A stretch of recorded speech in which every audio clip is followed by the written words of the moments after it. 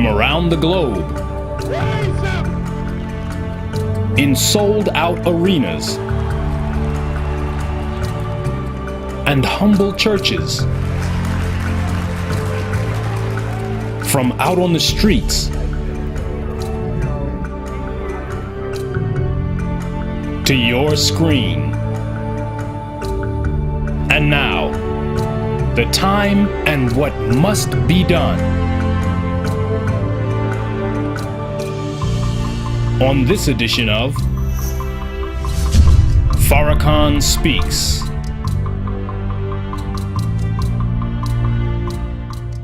Greetings to you. I am Minister Louis Farrakhan, National Representative of the Honorable Elijah Muhammad, that great preacher of freedom, justice, and equality to the black man and woman of America and the Western Hemisphere, and to the aboriginal people of the earth, the eternal leader of the Nation of Islam, and a warner to the government and people of the United States of America, and a warner to the nations of the earth.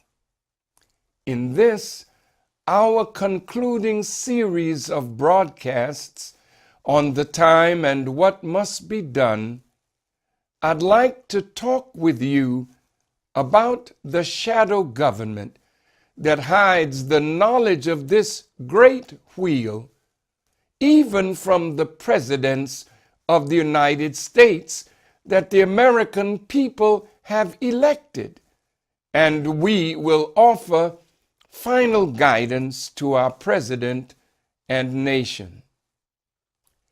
A command by Allah to people of righteousness is contained in the Holy Quran, chapter 2, titled The Cow, verse 42.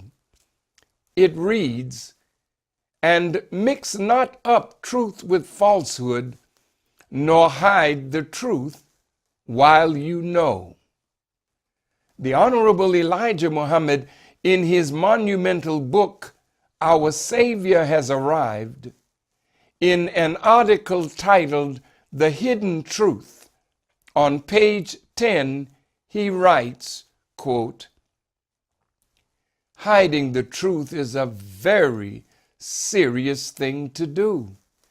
It causes harm and disappointment and causes one to be misled. It causes loss of property and life. It causes the loss of friendship, beloved ones, and loss of confidence and trust. In court, it causes heavy penalties and someone's being sent to prison or to death for that of which they are innocent. The greatest and the gravest of all is the slave master's hiding of the truth that will exalt and save his slave. This is that great truth that white America is hiding from her once slaves, the black man and woman. The white people know of and see the salvation of their slaves that is now present. They are doing everything they possibly can to deceive the black man and woman into thinking that they, our former slave masters, hold out greater and better promises for a future to the black man and woman in America than Almighty God Allah. This will deceive many of our people. Read the 7th surah or chapter of the Holy Quran, where the devil is made to confess his deceiving of the people in these words, quote, "Allah promised you a promise of truth. I promised you, then failed to fulfill. The government of the United States of America and the scientists in her government have known about the presence of this great wheel since the 1940s, when they raided the home and the temple of the Nation of Islam and took from the Honorable Elijah Muhammad the writings of Master Farad Muhammad to him, and the Honorable Elijah Muhammad's writings and drawings of the wheel. The Honorable Elijah Muhammad said the FBI bore witness to him that they had seen it, and of course what he was teaching was the truth. He said one FBI official took a pistol and put it to his head and said, quote, "I ought to blow your brains out," close quote. And the Honorable Elijah Muhammad said, quote, "You will if it pleases Allah, but if it doesn't please Allah, you won't," close quote. And the enemy said to the Honorable Elijah Muhammad, "Had you taught this 20 years earlier, you would have been shot outright. But in other words, you are on time, so go and teach your people." From that day and from before that day, the Honorable Elijah Muhammad has been teaching, and the government of the United States has been hiding the truth from not only the American people, but they made the knowledge of this great wheel above top secret. And top secret is the hydrogen bomb. And the mother plane, this great wheel, was a top secret above that. The knowledge of this has been hidden from them, forbidden to the elected presidents of the United States of America. Knowing that their term in office would only be 4 years or 8 years, they forbade the presidents to know this, fearing that after they left office, they might inform the American people of what they knew. So the scriptures in the book of Ephesians, the 6th chapter, the 11th to the 13th verses of the King James Version reads, "Put on the whole armor of God, that you may be able to stand against the wiles of the devil. For we wrestle not against flesh and blood, but against principalities, against powers, against the rulers of the darkness of this world, against spiritual wickedness in high places. Wherefore, take unto you the whole armor of God, that you may be able to withstand in the evil day, and having done all, to stand." In the Holy Quran, chapter 21, titled The Prophets, in verses 17 and 18, it reads, "Had we wished to take a pastime, we would have taken it from before ourselves. By no means would we do so. Nay, we hurl the truth against falsehood, so it knocks out its brains, and lo, it vanishes. And woe to you for what you describe."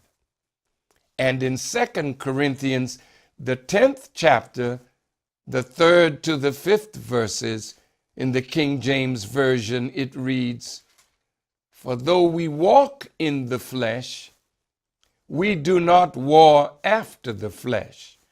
For the weapons of our warfare are not carnal, but mighty through God to the pulling down of strongholds, casting down imaginations and every high thing that exalteth itself against the knowledge of God, and bringing into captivity every thought to the obedience of Christ." The government of the United States has spent billions of dollars to confuse the American people, to hide the truth, to pay off even scientists to develop an elaborate scheme to confuse the minds of the public. And when people have come forth saying what they actually saw and what they actually experienced, and members of the government would visit those who said what they saw or knew and frighten them that if they ever told what they saw or what they knew, the consequences could be they would be discredited or even put to death. Let me ask us this: how much of this knowledge about the reality of the great wheel, the mother plane, do you believe has been denied to presidents elected by the American people and other members of Congress, governors, and other legislators? As we mentioned to you in edition 51 of The Time and What Must Be Done, a National Geographic Channel poll conducted in June 2012 about UFOs showed that 79% of Americans believe that there is a government cover-up about UFOs.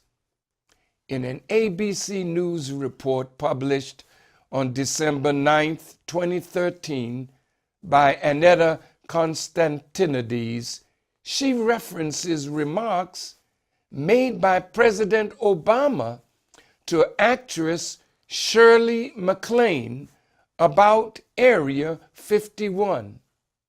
Let's take a look at this video clip.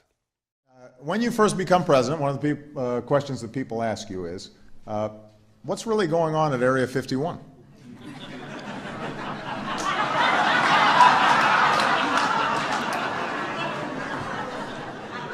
When I wanted to know, I called Shirley MacLaine.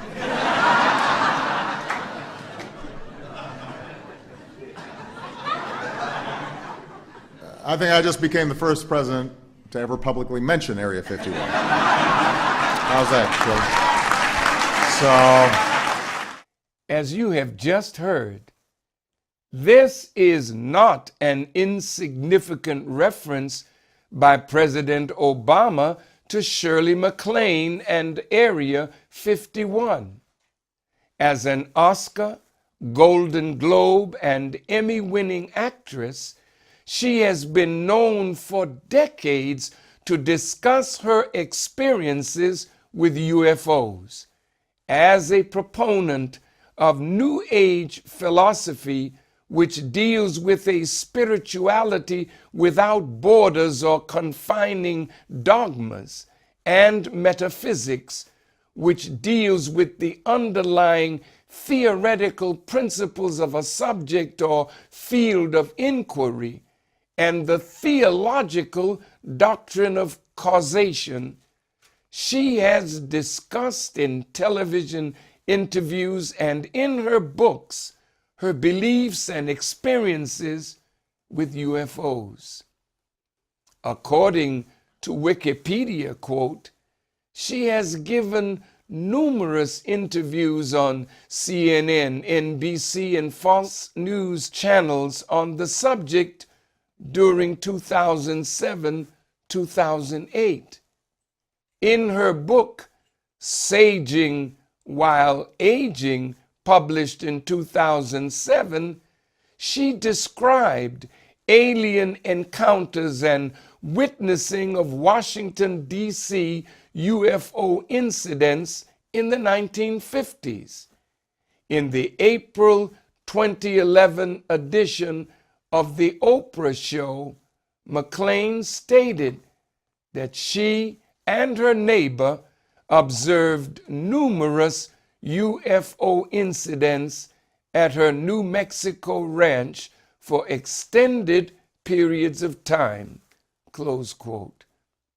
We believe such reference underscores an awareness by the president of this matter and his awareness of the interest of the American people about this issue of UFOs.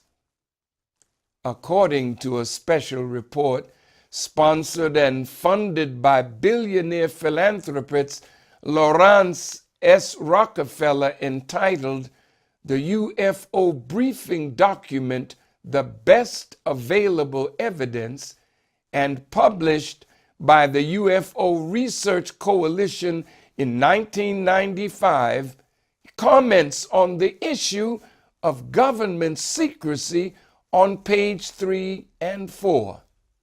It reads in part, quote, "In the case of UFO phenomena, the question must be asked, what would give an unelected government official the right to keep this information to himself, thereby depriving the rest of the world of possible knowledge of almost inconceivable magnitude and consequence?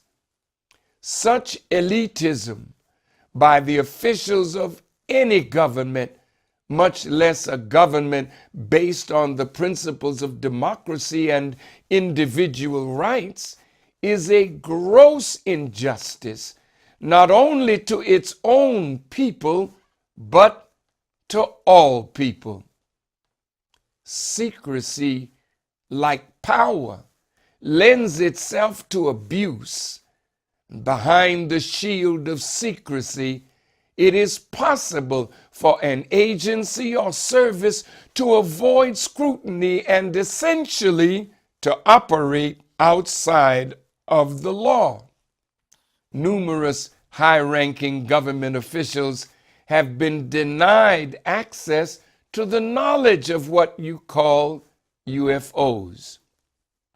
They include former President Bill Clinton, who said in a speech in Hong Kong in 2005, quote, "I did attempt to find out if there were any secret government documents that revealed things, and if there were, they were concealed from me too," close quote.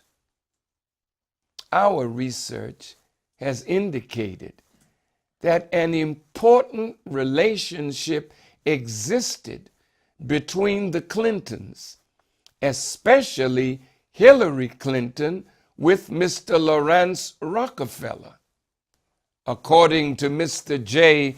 Antonio Junius, one of the co-authors of the UFO briefing document, in an article entitled "The Laurance Rockefeller UFO Initiative," he writes on Mr. Rockefeller, quote, "Mr. Rockefeller's activities included lobbying at the highest level President Bill Clinton and Hillary Rodham Clinton.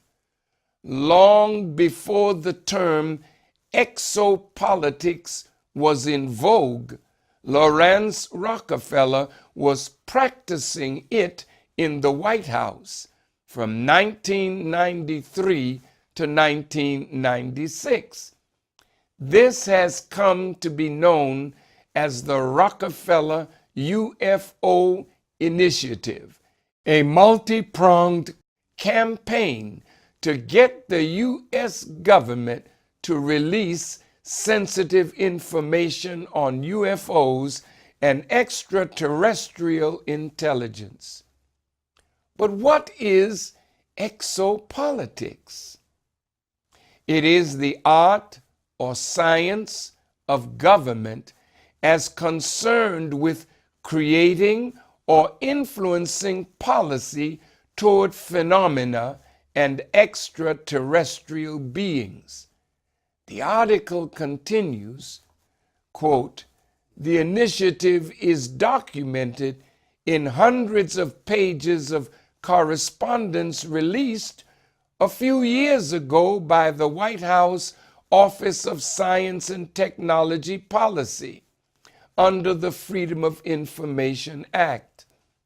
According to the article, 2 meetings took place in 1993 and 94 with Dr. John Gibbons, director of the White House Office of Science and Technology Policy during the Clinton administration, with Mr. Rockefeller and his team to discuss declassifying documents concerning the existence of UFOs.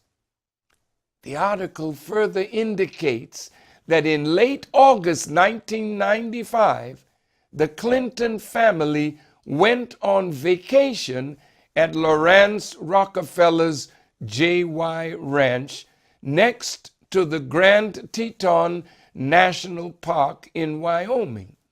And also, according to Grant Cameron, Rockefeller briefed both the president and First Lady at the JY Ranch, but unfortunately, there is no documentation of what was discussed.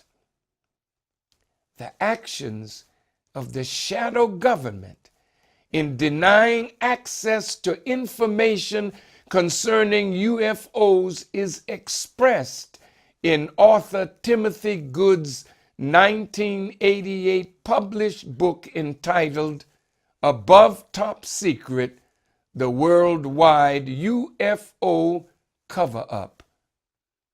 On pages 416 and 417, he discusses the refusal of the United States government through the National Security Agency to release documents concerning UFOs. He writes, "Thanks to Citizens Against UFO Secrecy, lawyer Peter Gersten filed the request under the Freedom of Information Act for documents on UFOs originating with the National Security Agency. But he was informed that the documents were exempt from disclosure. National Security Agency Representative Eugene Yates admitted in a court hearing that the National Security Agency had found a total of 239 documents on UFOs that were relevant to the Freedom of Information Act request. Following another refusal to release more documents, Peter Gersten filed suit against the National Security Agency on behalf of the Citizens Against UFO Secrecy in the District Court of Washington, D.C. in the spring of 1980 to obtain the 135 documents then admitted to being withheld by the agency. Judge Gesell studied a 21-page National Security Agency affidavit in camera, which means in judges' chambers in private, and ruled that the agency was fully justified in withholding the documents in their entirety. The judge's decision in its memorandum opinion and order granted dismissal, in part, it says, throughout the court's review of this material. The court has been aware of the public interest in the issue of UFOs and the need to balance that interest against the agency's need for secrecy. The in-camera affidavit presents factual considerations which aided the court in determining that the public interest in disclosure is far outweighed by the sensitive nature of the materials and the obvious effect on national security their release may well entail.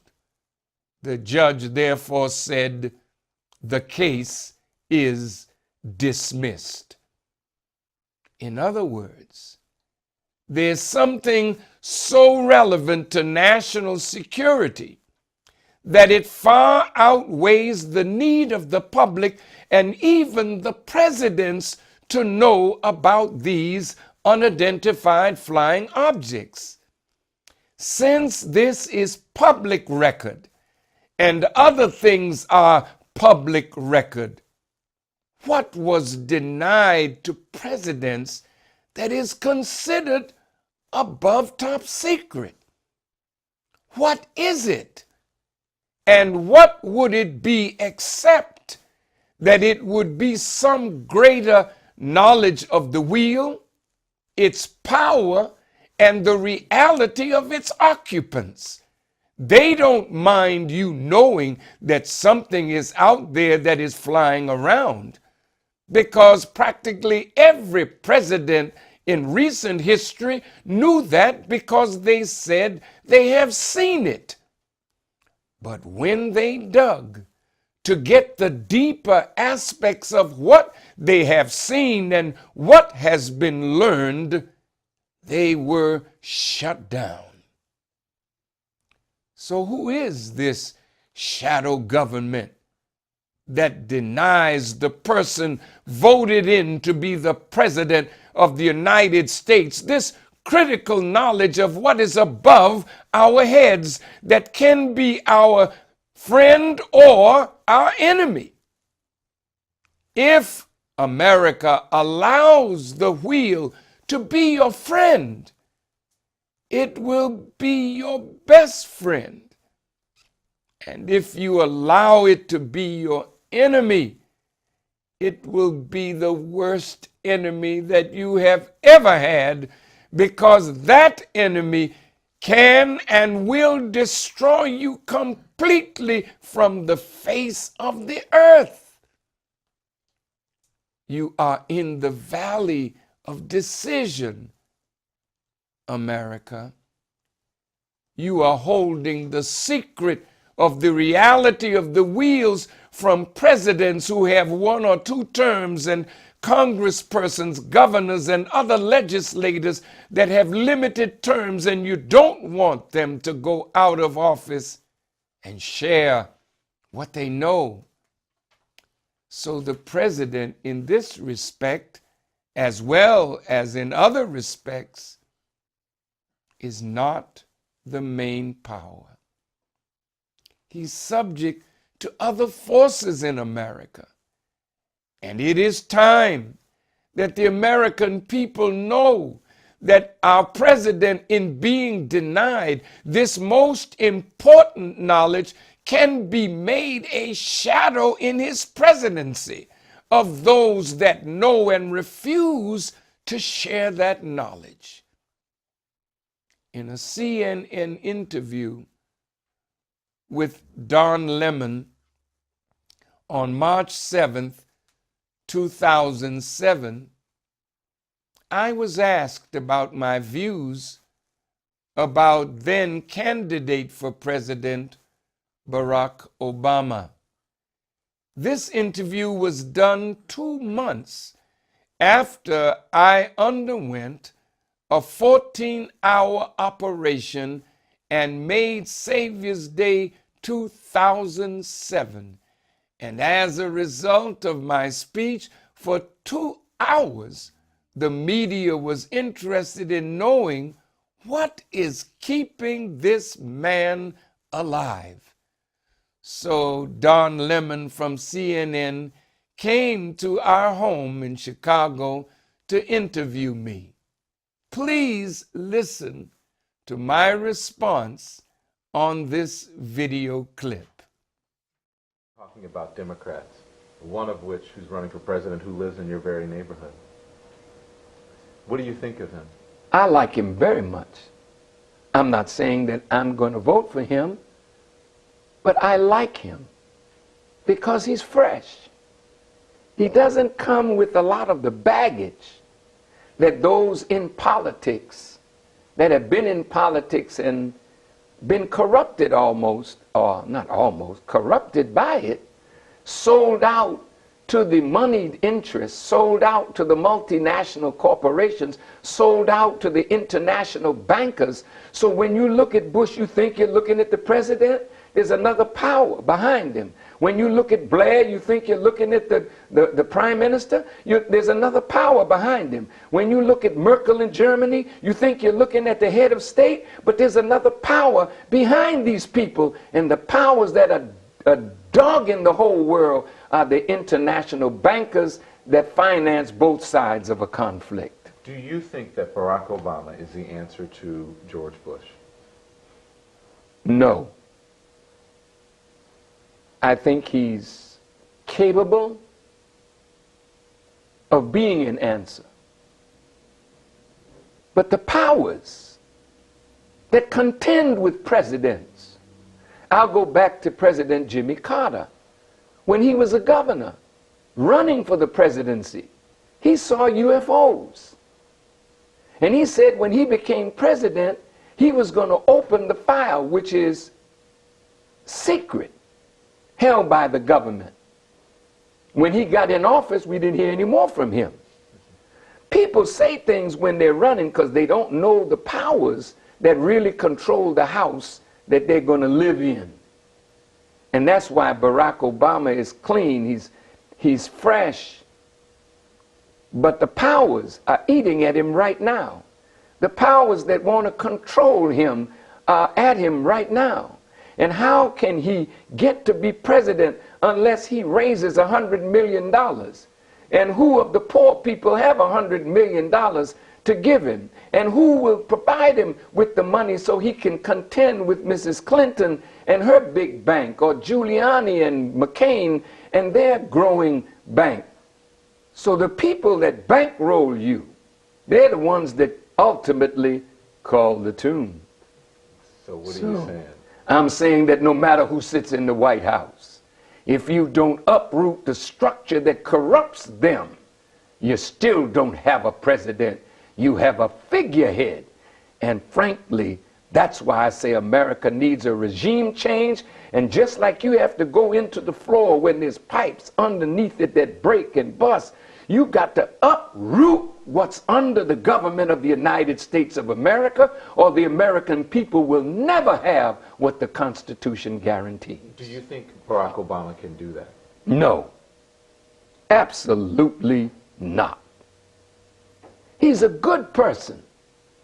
And he's looking at this thing with the beautiful heart, the beautiful eye of a beautiful person. He knows some of the ugliness of politics because he's been in it long enough. But the real wickedness of the face of politics, you're looking right into the face of Satan himself. And Satan doesn't intend to be uprooted by an upstart from Chicago or Miss Clinton from New York. Satan is the boss. This is his world, and he can only be uprooted by the one that is anointed with power to uproot Satan, and that is the Mahdi, or the Christ that comes into the world. Then who can do it? Who can uproot that? I just said it. But you don't. None of these. These are victims of satanic influence. Religion is controlled by Satan. That's why religion is ineffective. The divisions in the Muslim world, that's satanic. Muslim killing Muslim, Muslim bombing another mosque of a Muslim, if they did, that's un-Islamic. We've become so insane because of injustice. If we strap a bomb on ourselves and go kill another human being that didn't bother you, this is madness. And that's why the Mahdi, or the Christ, must come into the world to clean up religion. Because the church's garment is dirty and it needs washing. The bridegroom is coming, and the bride has dirtied her garment with adultery because she's gotten in bed with the world.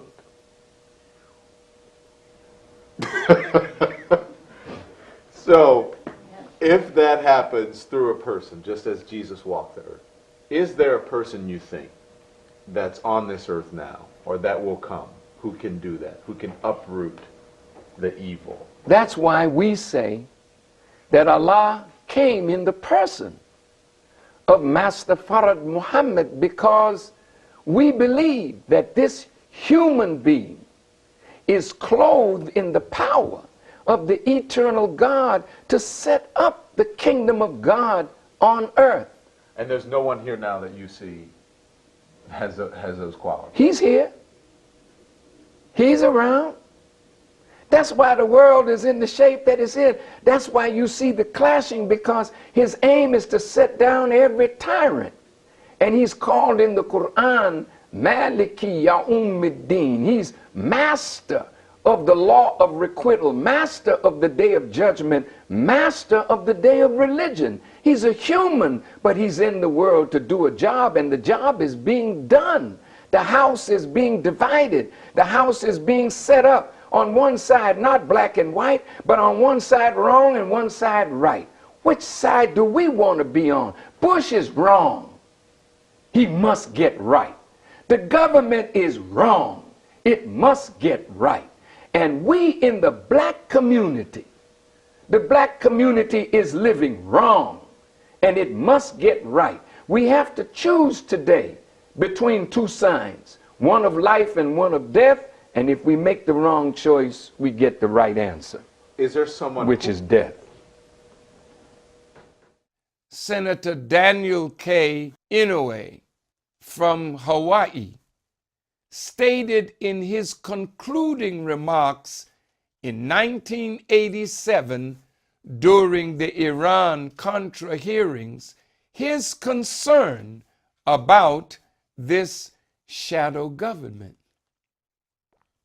He said, quote, "Did this unseemly chapter in our history result from the disregard of our laws and Constitution by well-intentioned patriotic zealots who believed in the doctrine espoused by Marxists that the ends justify the means? Or are we here today because of the inadequacy of our laws and Constitution?" One vision was described in the testimony of Admiral Poindexter, Lieutenant Colonel North, and General Secord, and Mr. Hakeem, that of a secret government directed principally by the National Security Council staffers, accountable to not a single elected official, including apparently the president himself. A shadowy government with its own air force, its own fundraising mechanism, and the ability to pursue its own ideas of the national interest, free from all checks and balances and free from the law itself. It is an elitist vision of government that trusts no one, not the people, not the Congress, and not the cabinet. It is a vision of a government operated by persons convinced they have a monopoly on truth. So the Constitution is already being nullified by this shadowy government. Today, this shadow government appears to be comprised of various agencies and departments within and across branches of the government that form a massive intelligence apparatus. It is not that each agency knows all of this. It is individuals, and they know in part, but only a very, very few have the full knowledge, and if they break the secret, then you may find them dead somewhere. This is a secret that you are not allowed to know. And if you know, you are under surveillance, and the threat of death accompanies you and your family.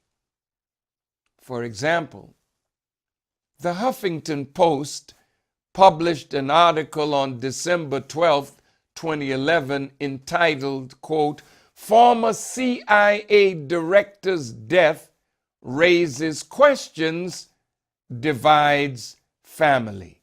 Close quote. It reads in part, quote, "A new film on the life and death of master spy and former CIA Director William E. Colby, created by his son, raises the question of whether the man who pioneered U.S. counterinsurgency warfare may have ended his own life, a question that has divided the intelligence community and Colby's family.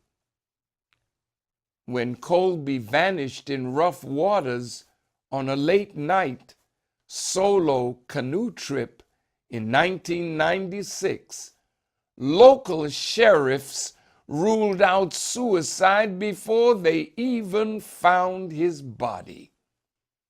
A lifetime of espionage meant Colby had enemies from Baltimore to Bali in Indonesia, and conspiracy theories about his death still circulate between Georgetown mansions and CIA headquarters in Langley, Virginia today, despite an official ruling of accidental death.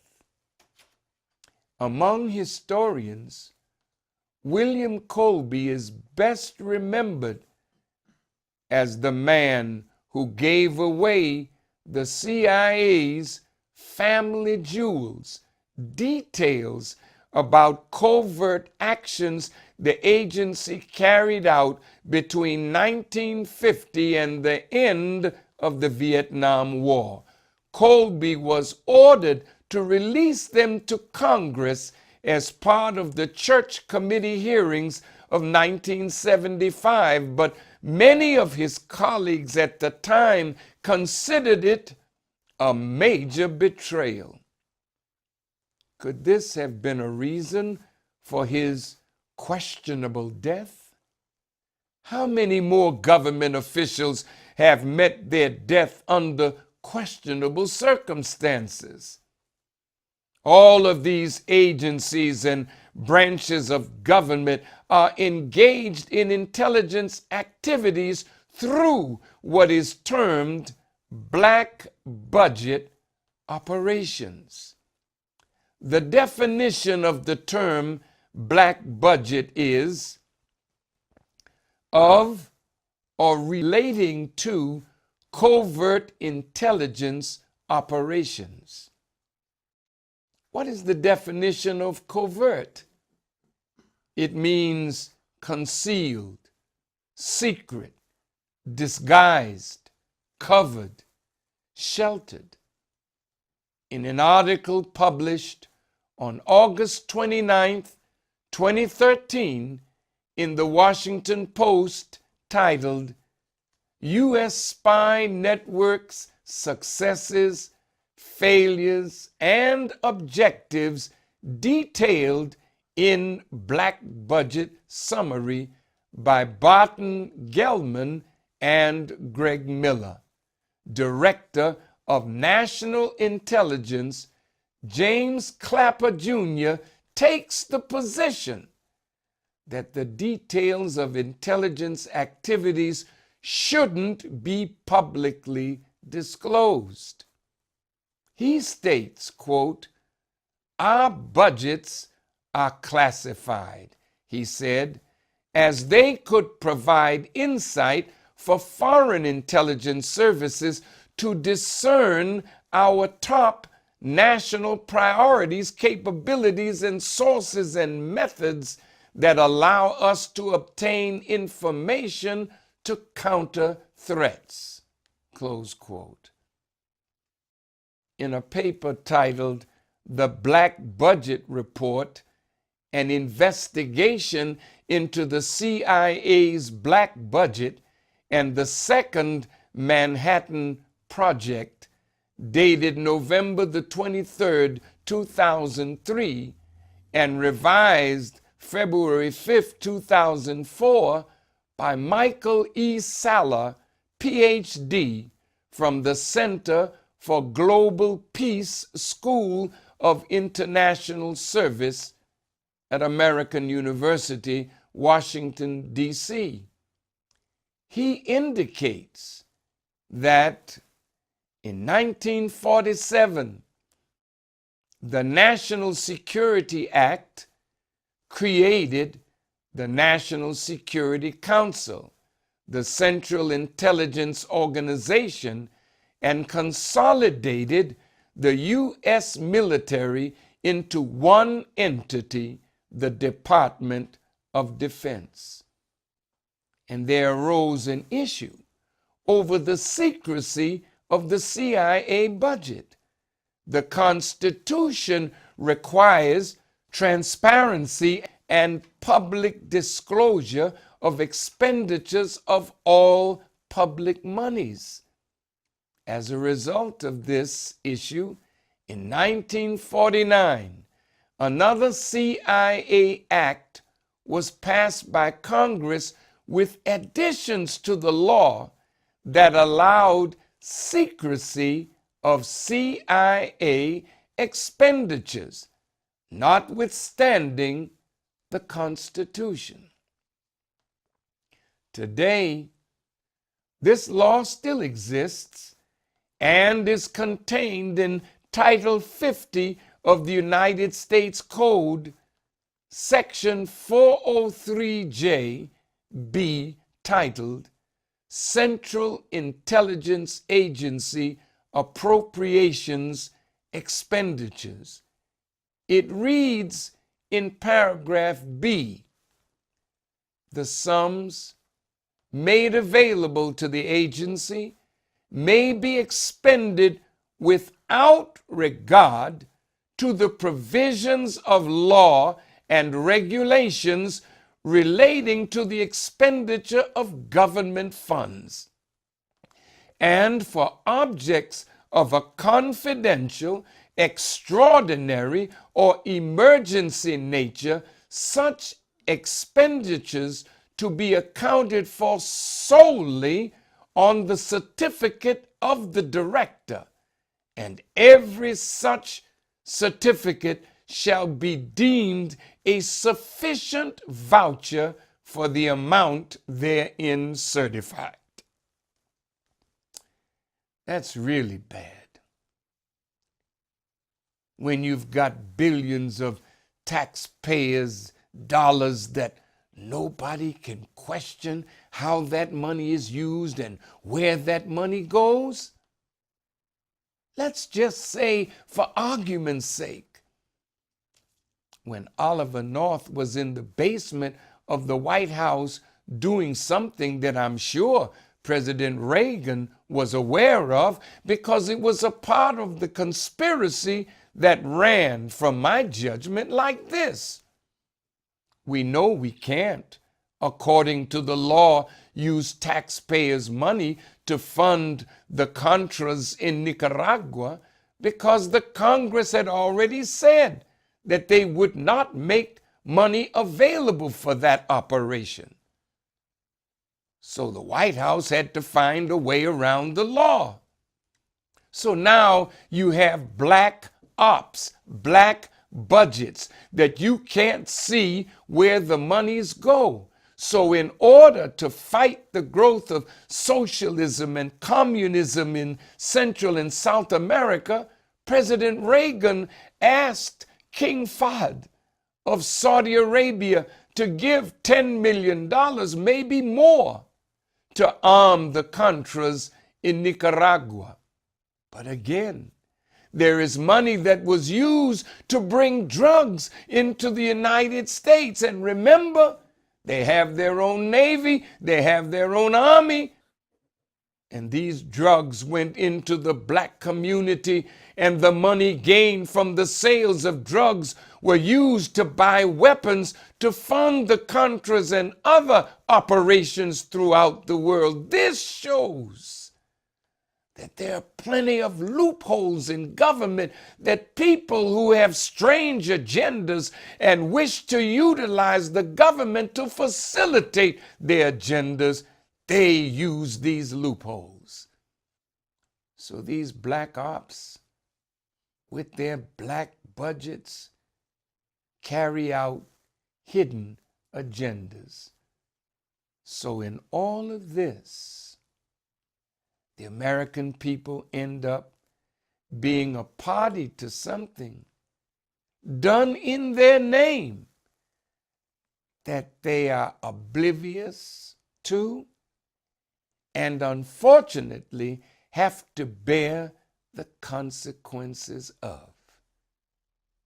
That's what is so bad about corrupt leadership. In the Washington Post article we mentioned earlier, based on information given by Edward Snowden, it details how the U.S. allocated $52.6 billion in 2013 for the black budget. It states that the CIA, the National Security Agency, and the National Reconnaissance Office receive more than 68% of that black budget. The National Geospatial Intelligence Program's budget has grown over 100% since 2004. In a Scientology publication titled All About Radiation, a lecture is published by L. Ron Hubbard titled Man's Inhumanity to Man at the Royal Empire Society Hall in London between the 12th and 15th of April 1957. He speaks on the revolt of the American nuclear physicists after the making of the atomic bomb. He writes, quote, "At the end of World War II, a friend of mine, Lieutenant Commander of the Coast Guard, Johnny Irwine, and myself went to the California Institute of Technology to meet with a great many old-time atomic physicists who had been at the project that dropped the original bomb from Alamogordo. It was our intention to organize these people so that some sort of sensible control could be monitored across the bomb. Nobody had thought about it at this date, and Johnny Irwine and I were still in uniform. We were both in the world of engineering, then in the world of arts, and then finally in the service. Neither of us had a thing to do with atomic fission in its development. We got these atomic physicists together. I took the chair and Irwine addressed them. We spoke of using a propaganda weapon against anyone who would use atomic fission further against the human race. We planned to use any means we had to educate the people in the world concerning this. The nuclear physicists were already so furious about this that Irwin and I could not control the meeting. We could keep them in their place, tell them to talk, but we couldn't get across any thought that was even rationally workable. These men said one thing: we wish to overthrow the government of the United States by force. That is an astonishing chapter in the field of nuclear physics, which only a few of us know about. There was a revolt, and later on, offices opened in the United States to propagandize the public in a movement led by the late Albert Einstein. Irwin and I failed and withdrew our support from that meeting and did our best to calm them. We reported the findings to the Navy Department and the President. We said that we could not associate our names with this organization, but the atomic physicist did try, and he's not going to do much more because Albert Einstein is dead. The other day, I read the list of atomic scientists who are now dead. It is practically the whole roster. They died of leukemia, cancer, and the very diseases radiation sickness breeds. They died to a marked degree of radiation, mostly, I suppose, mentally, because they had exerted a tremendous overt act against the world and had been unable to repair it in any way. Scientists, brothers and sisters, are different from the average PhD. Scientists have a scientific method of proving or disproving the cause and effect. So scientists are critical in this hour because the scientists do not believe in a mystery God. They don't agree with religion as the world expresses religion because religion does not withstand the scientific analysis. So science and religion and mathematics and religion are actually one, as the Honorable Elijah Muhammad taught us. And any religion that does not find congruency with science and mathematics and is not rooted in the universal order of things is a religion that can be considered, as the socialists and communists have said, as the opiate of the masses. The reason that the wheel is so important, I had my research team to look at every field of science that the wheel has garnered their observation and scientific analysis. And there is no branch of science that's left out of admiration, wonderment in their study of the wheel. These scientific disciplines include physics, chemistry, biology, mathematics, aerospace, mechanical, chemical, material, electrical, civil, environmental, architectural, and aircraft engineering, communications, space propulsion, nuclear science, microbiology, genetic engineering, anatomy, ergonomics, botany, horticulture, toxicology, archaeology, linguistics, hieroglyphics, Arabic, philosophy, history, and paranormal communications.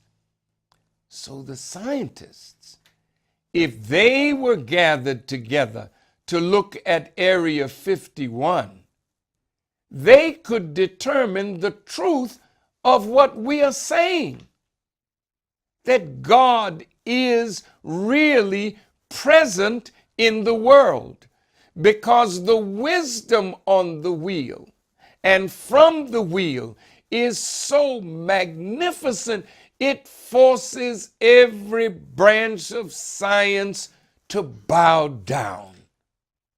When scientists of every branch are met with overwhelming superior knowledge of their discipline by something that actually exists, they have to know that the supreme scientist, the supreme being, is present. And who is the supreme scientist? It's the presence of the supreme being in a human being, the master of the wheel. And that's why this whole object of science is critical, and how the scientist works. You don't allow the scientists, no matter how brilliant they are, to know the full range of what you have in mind. They do their part. And that's the way Master Fard Muhammad guided the building of the wheel. He didn't let those scientists know all that they were working on. You do your part and you do your part, and then at the end, he put it together with a very few and guided the development of the wheel and the 1,500 little wheels that occupy the great wheel. Or there may have been thousands working on it, never knowing what they were working on. What was Master Fard Muhammad doing in America for 20 years before he met the Honorable Elijah Muhammad and manifested himself to us in 1930? He went in and out of institutions of higher learning. He met many scholars and scientists. He met with people in many different fields of science, religion, and influenced their thinking. He was learning who might be able to be used to bring about an effect in America that would fulfill his will. What a man, what a man. According to Mr. Richard Dolan, government secrecy is a threat to democracy. Mr. Dolan, described on his webpage as being among the world's leading researchers and historians of the UFO subject, gave testimony at the citizens' hearings on disclosure on April 30th, 2013, concerning government secrecy being a threat to democracy. He states, quote,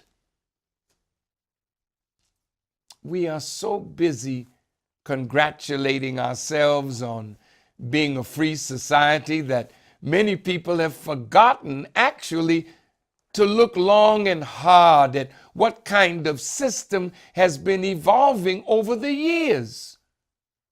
Former President Eisenhower warned many years ago of the dangers posed by the growing military-industrial complex. Indeed, our nation and world have transformed so radically since that time, but yet We still use the same terminology as before. We talk about democracy and republican institutions, but these are meaningless words today. If citizens are shut out from what they need to know in order to govern, by removing such key information, the result is that citizens become infantilized, ignorant, dulled, distracted, and no longer able to fulfill the critical role they need to play in order to maintain a free society. If you are keeping from citizens who are being elected to govern such critical knowledge, and you are still using the terms democracy and republican institutions, but from the setting up of secret or black budgets to hide the knowledge of what you are doing, you have started down the slippery slope of destroying democracy, destroying the Constitution, destroying republican institutions. So today, you still use the word democracy, you still use the word republic, but this is all being destroyed. So the citizens are being infantilized, which means to keep from maturing, to make somebody infantile, or to keep somebody in an infantile state, to treat as a baby, to treat somebody as or consider somebody to be infantile. You have become an infant, and infants can be easily led around by people who don't consider themselves infants because they know what those who are being infantilized don't know. So what you are saying is, you have people in government who have the look of power, but the knowledge that is with those who have infantilized them is guiding their ignorance. They're dull, they're distracted, and they are no longer able to fulfill the critical role they need to in order to maintain a free society. Look at the confusion in the government. And why are the American people so disillusioned now with their leaders from the president on down? So as the former governor and U.S. Senator Huey Long from Louisiana said, quote, "When fascism comes to America, it will come wrapped in the American flag," close quote. What were some of the views that Senator Long expressed that give us insight as to why he made such a statement?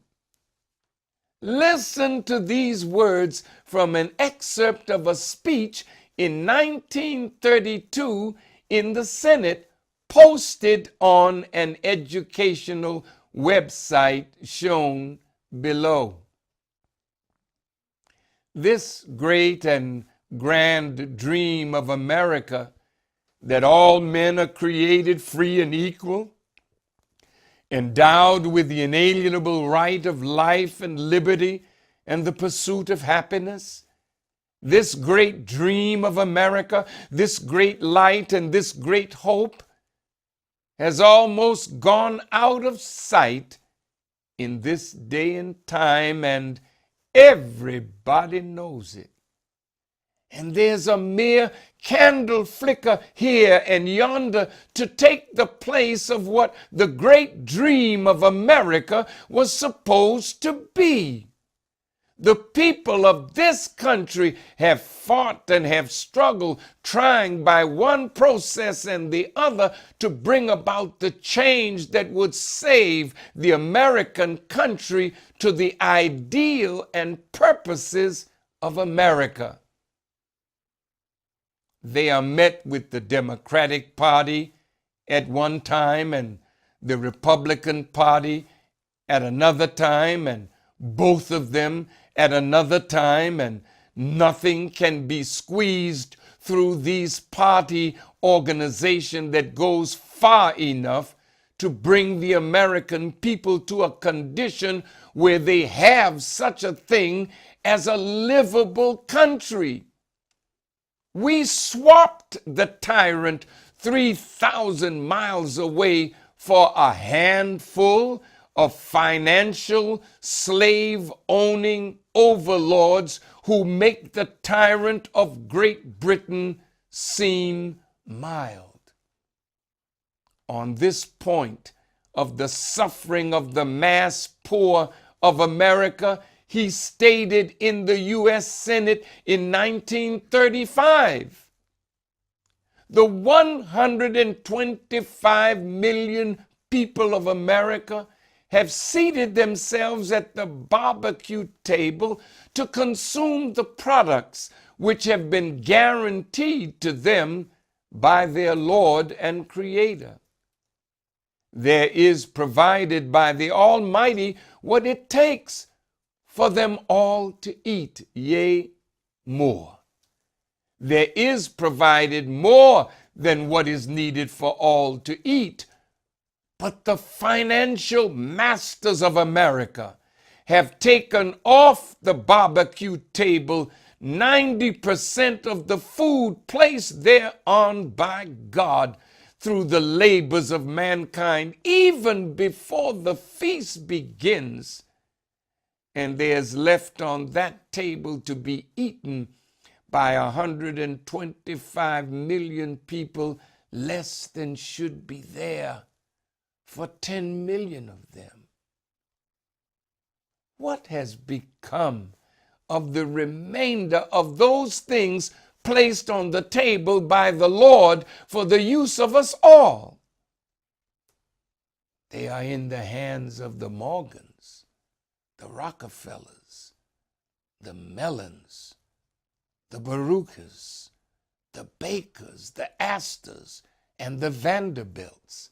600 families at the most, either possessing or controlling the entire 90% of all that is in America. They cannot eat the food, they cannot wear the clothes, so they destroy it.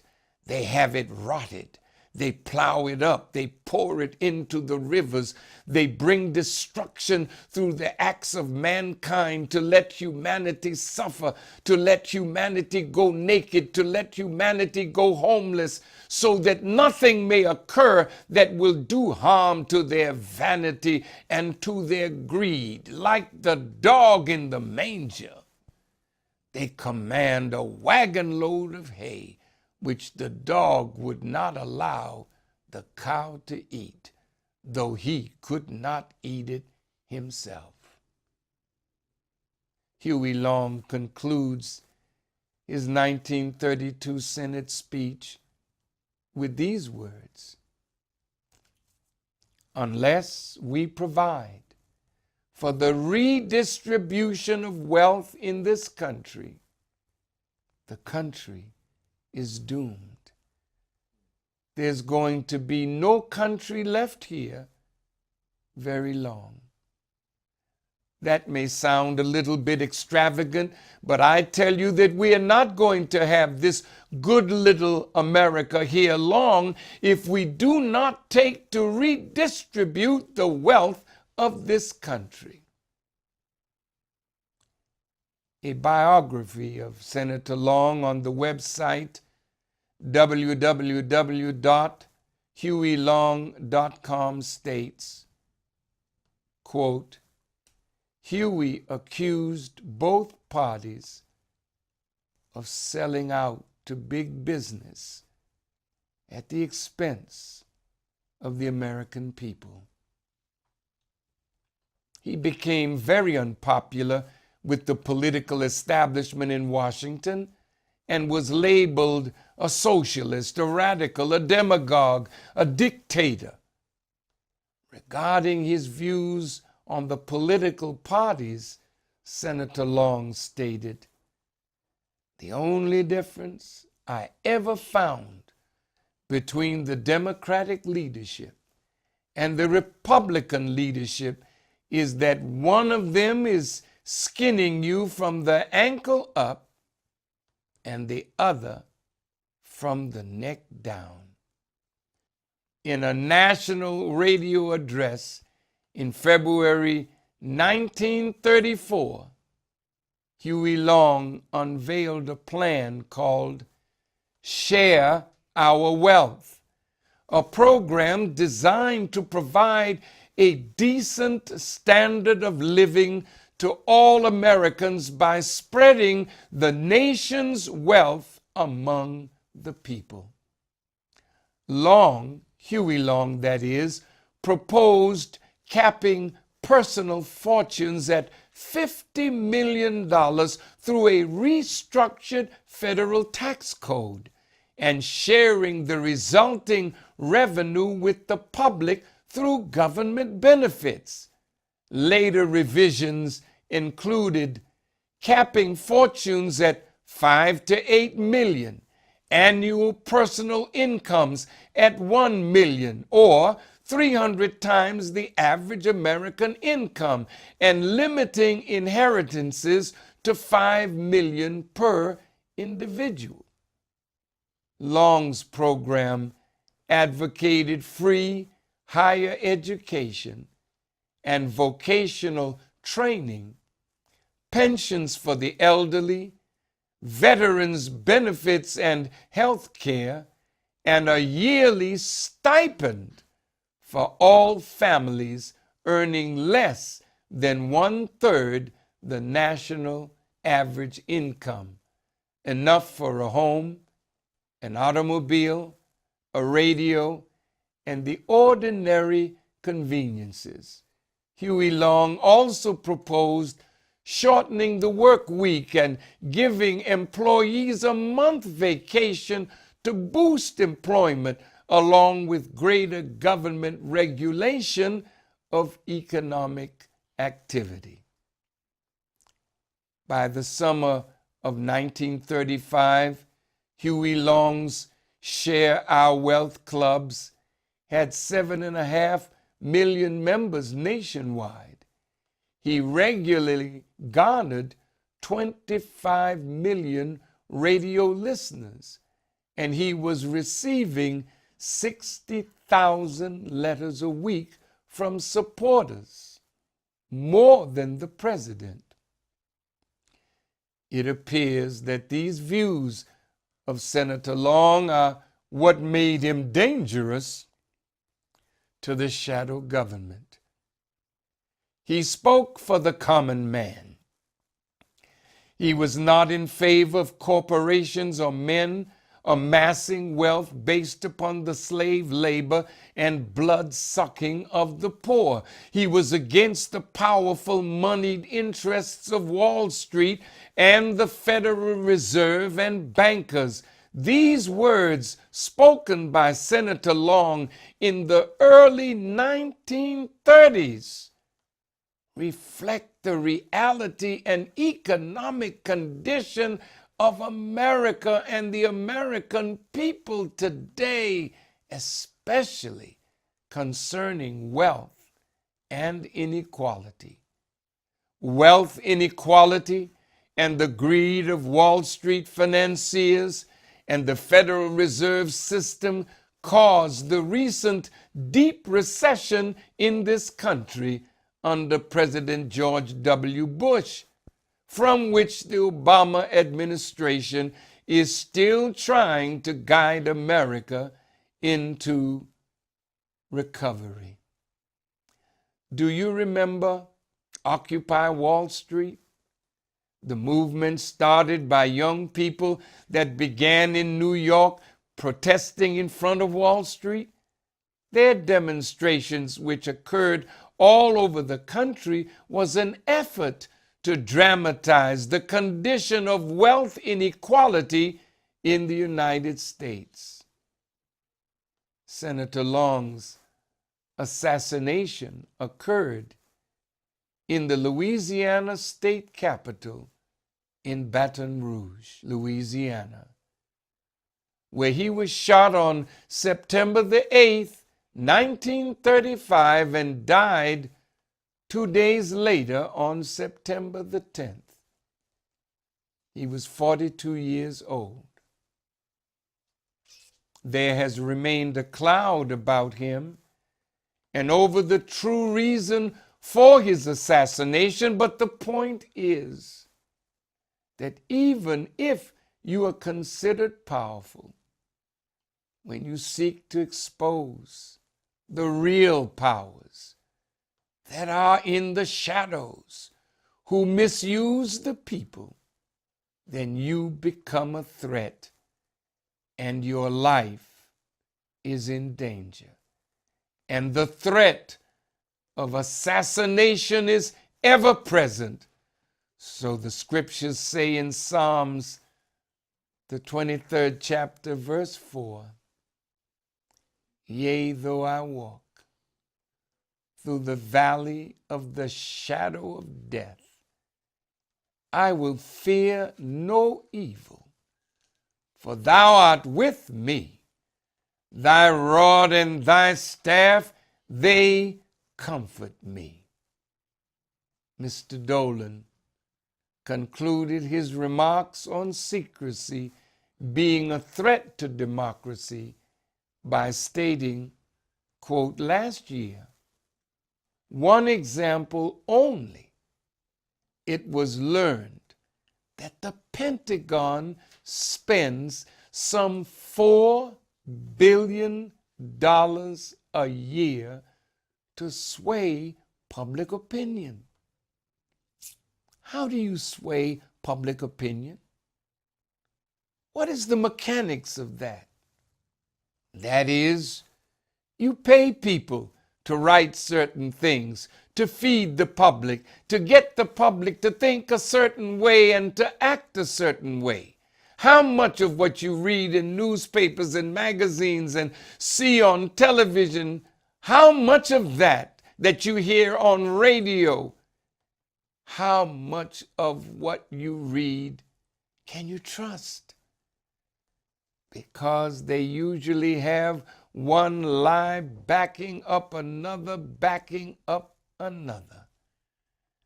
That is why they need so much money every year. Everything that the enemy puts out is suspect. Look at how many reports that are in the media about this drug or this cancer and what this drug can do or that drug can do. And then 6 months later, there's another report saying, well, that one was flawed, but this is now the new report. So the public becomes so confused. We wrote and published a book on the secret relationship between blacks and Jews. And the same people that we quoted, Dr. Harold Brackman, was hired to come back and rewrite and to give the lie to what he wrote and what we asserted that he and others wrote, or to say that we didn't quote him right. Boy, this enemy is absolutely a liar, as Jesus said, and the father of lies. If your president is someone who the American people have elected to guide them and to solve the critical problems of the time and even to save America in this time, why would they not be given knowledge that can inform their decisions? Others who have this knowledge can manipulate presidents. Next week, God willing, we will continue with this shadow government. Don't miss it. Tell all your friends about it, because this is a secret they don't want the people to know. So tell everybody, tune in, tune in. The shadow government is being exposed. Thank you for listening, and may Allah grant you the light of understanding as I greet you in peace. Assalamu alaikum.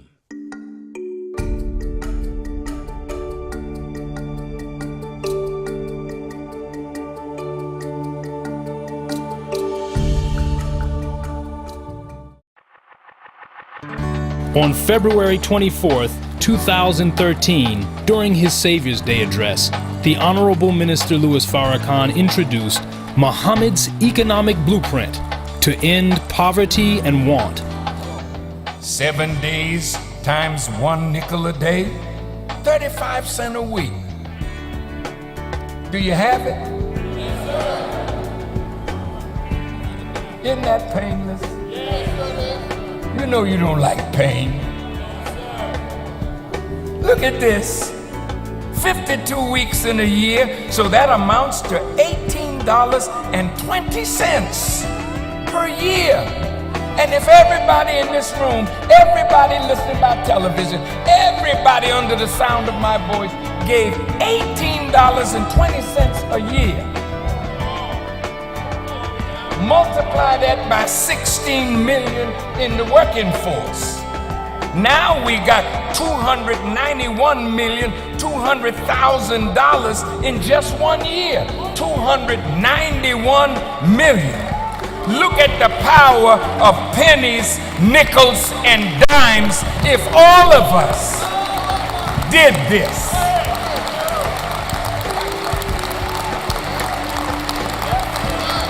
Can you see the picture? Look, we want to do exactly as Isaiah the prophet said. They will rebuild the ancient ruins and restore the places long devastated. They will renew the ruined cities that have been devastated for generations. With your support of Muhammad's economic blueprint, we can obtain farmland, build industry, and create jobs for our people. Through pooling our nickels, dimes, and dollars, we can rebuild the wasted cities and provide a future for our children. To support Muhammad's economic blueprint, go to economicblueprint.org and register now. Are you in agreement with what we must do to end our poverty and want by accepting a program to put our nickels, dimes, and dollars together and make them work for us as a people? How many of you are in agreement? Would you just raise your hands?